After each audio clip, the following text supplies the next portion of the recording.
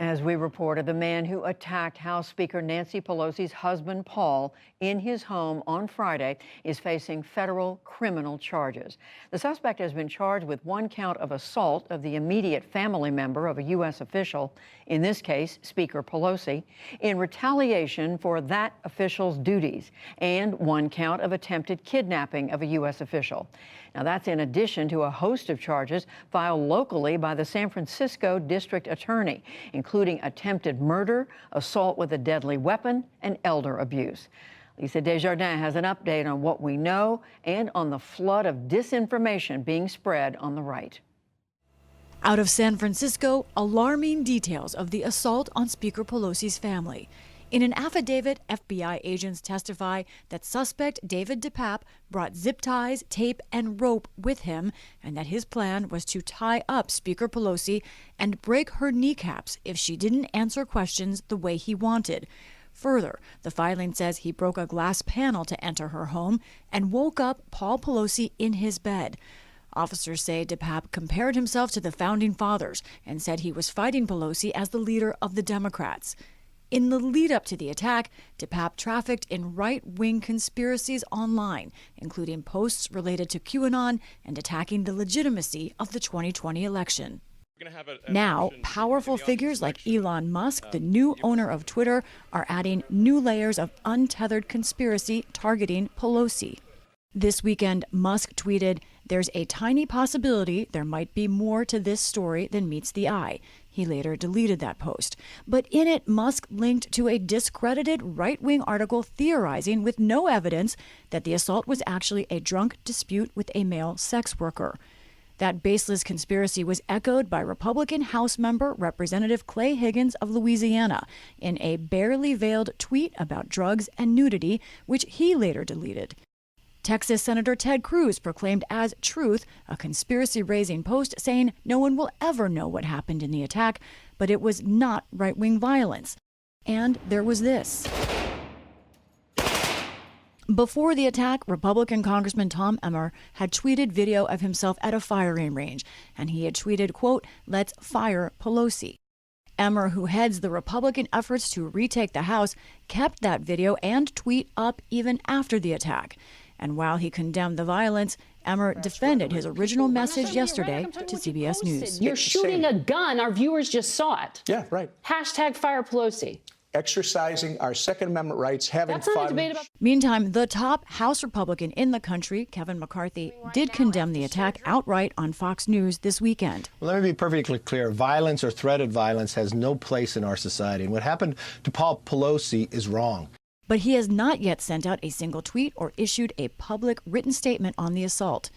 President Biden had this message for Republicans. The talk has to stop. That's the problem. That's the problem. You can't just say, I feel badly about the violence, and we condemn it. Condemn what produces the violence. And this talk produces the violence. Just over a week until the election, tension and alarm remain high. For the PBS NewsHour, I'm Lisa Desjardins.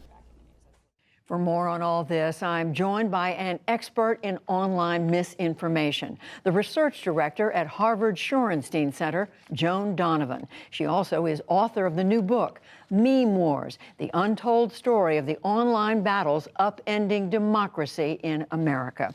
Joan Donovan, welcome back to the NewsHour. Thank you so much. You've looked at what this man, DePape, was posting online. What struck you about it, and how far from reality is it?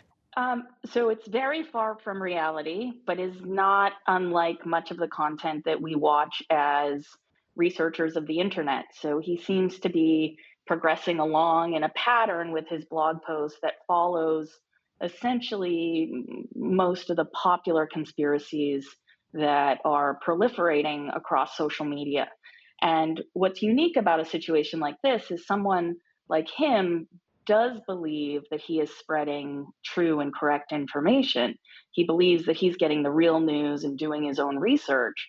But it's unfortunate that he was very, very far down rabbit holes on the internet, including stuff about QAnon, with, in particular, that a conspiracy theory that names Nancy Pelosi and other Democrats as people that need to be brought to justice.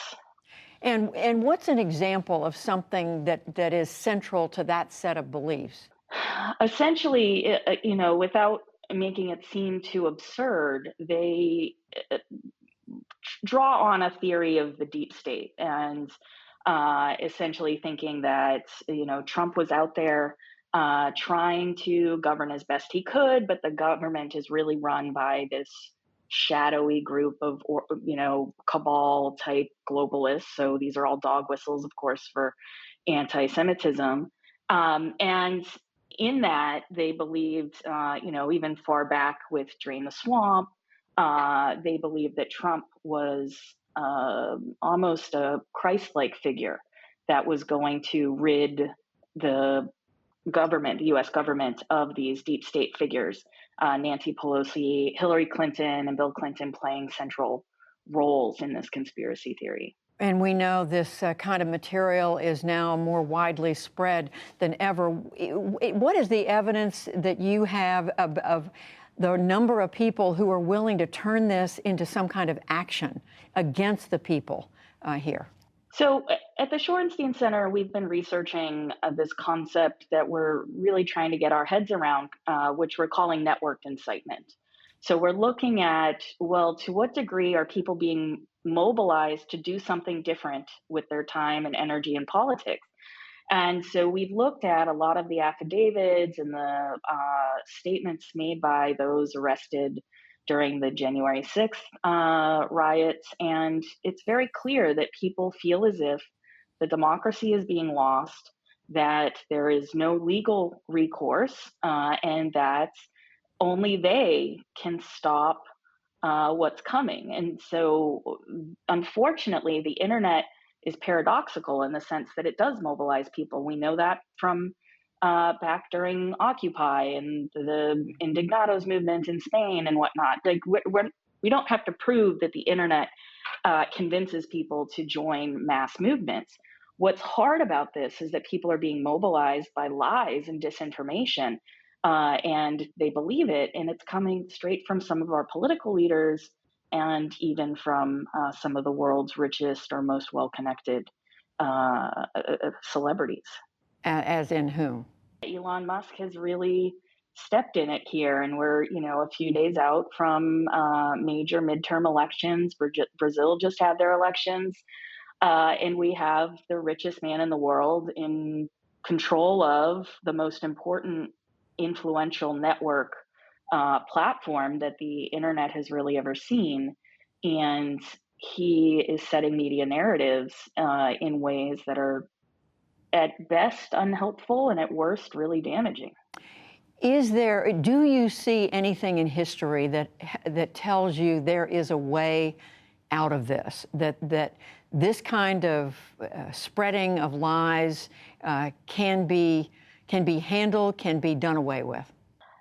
There's a few things that can be done, but I do consider our journalists the front line of the information war. And so I would suggest that journalists keep pumping out timely, accurate local knowledge. So keep making sure that people know how to get to the polls. They know who's running in local elections. They know what platforms the politicians are standing on. If they are witness to political disinformation online, write a story about it, but make sure you show the reader and the audience how you gathered the news. So make them believe it, so that you can counter or pre-bunk some of these narratives. And then lastly, I think for individuals, you really have to stop and say, wait, which should stand for why am I tweeting? Yeah. And if you ask yourself that and you take a step back and think about if it's playing on your emotions or confirmation bias, you want to make sure you're dealing with reputable sources at this stage.